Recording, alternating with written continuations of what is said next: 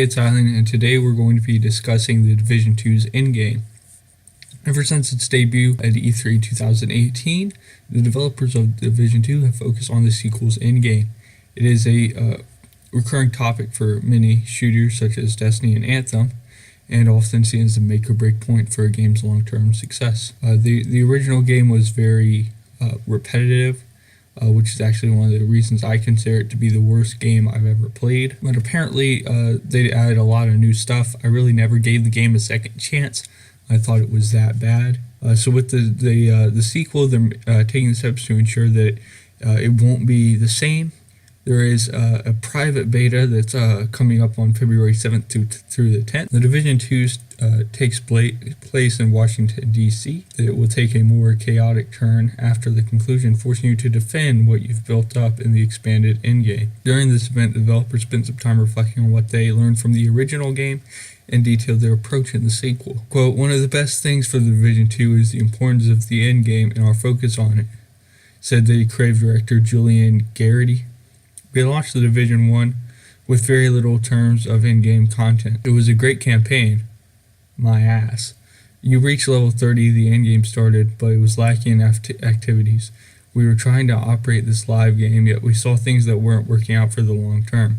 That's why a very tough decision was made for patch 1.4, which was to stop the development of all of the planned features and the DLCs to be able to focus on the technological debt and on improvements to get the game where we wanted it to be.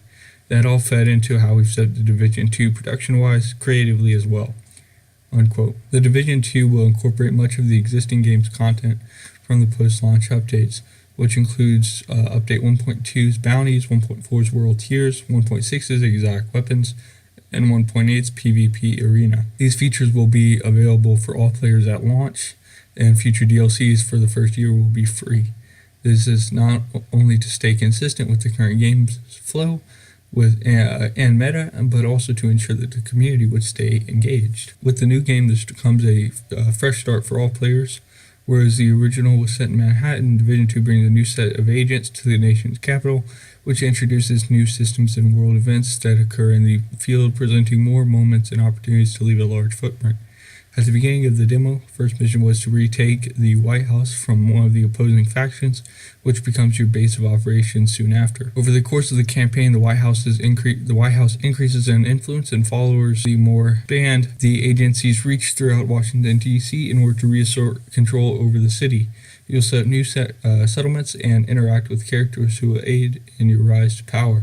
Some NPCs are recruitable and can even be brought to the White House to upgrade the various areas, leading to new items and perks to acquire. Exploring Ruin DC offered plenty of opportunities to meet new characters and come across control points that are in constant dispute. Though DC doesn't have nearly as strong of an atmosphere and eerie vibe as the original, it does fill that void by presenting more reasons to explore and engage in the various side missions. Much like in the original, there are echoes that allow you to play back moments from the lives of supporting characters. While the original's take felt one-sided since the characters were dead long before you arrived, several of the persons of interest in Division 2 are alive and reasonably well, and the echoes offer more detail about their connections to others throughout DC. Things, however, take a particularly surprising turn in the endgame. A new threat in the form of Black Tusk emerges, leading into the broader endgame that shakes things up. Similar to the Hunters from the Division's 1.8 update, who only appear in the survival mode and underground DLC, Black Tusk is a roaming faction that serves as the antithesis of the Division agency. Possessing an arsenal of high-tech weapons and gadgets that match your own, this new faction invades DC and actively tries to retake areas of the city, even the dark zones. In the two in-game missions we played, one in the Air and Space Museum along with the Federal Emergency Bunker, the Black Tusk proved to be a powerful force to be reckoned with, along with using robots that look like they come right out of Boston Dynamics lab, except they actually have guns this time.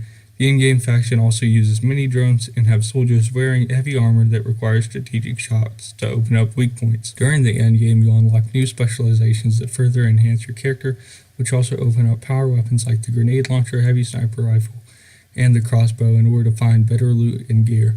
You have to tackle missions that are several notches more challenging than the campaign, but as is typically the case for in-game content, you'll also be repeating some older missions. The Division 2, does, however, spice things up by introducing a new tier called Invaded Missions. During the endgame, all previous missions from the campaign will have a new difficulty that replaces the existing enemies with the Black Tusk. To cut down on repetition, the Invaded Missions will also randomize each encounter with Black Tusk in the level, leading to different fights with enemy squads on each playthrough. This new faction also changes the dynamic of the Dark Zones in the endgame, which actively occupies one of the areas. The skirmishes with Black Tusk during the 2 missions we played were intense and required some solid communication from our team to make it through. However, the invaded missions also felt a bit exhausting as well, and some was where we were trapped in a room for up to 10 minutes, dropping squads of bulletproof, spongy enemies as they funneled in. Though this is often the case for in-game content, it can definitely hurt the pacing of some otherwise thrilling missions. Granted, we were just dropped these missions for the purpose of this demo. We can come back to briefly after the game missions were played at the beginning. They might flow better once you've invested hours to work your way to this content. This does, however, seem a little bit similar to the original. However, Ubisoft seems to be on the right path for the Division 2, though it's obviously building off of what we came off before. New features seem to be a natural step up that plays to the renewed strength and series saw with its revamped gameplay from the original. Ubisoft's approach to the private beta was a neat way to kick the tires from both ends, and it will be interesting to see how the players, even those missed out on the revival of the original game, as did I, will take to it. The Division 2 series is series' second chance, and hopefully we'll be able to make good on its renewed vigor. So I think I might have to see where I am in terms of my money, but I might play the Division 2 just because, yeah, I never got to see what the Division became. I played it for, this was a while ago now, but maybe for like a month and stuff, and then I just completely gave it up. And like I said earlier, I really do think it's the worst game I've ever played.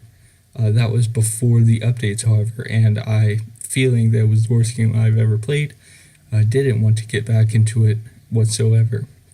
So anyway, thank you for watching, and as always, drink some xylene.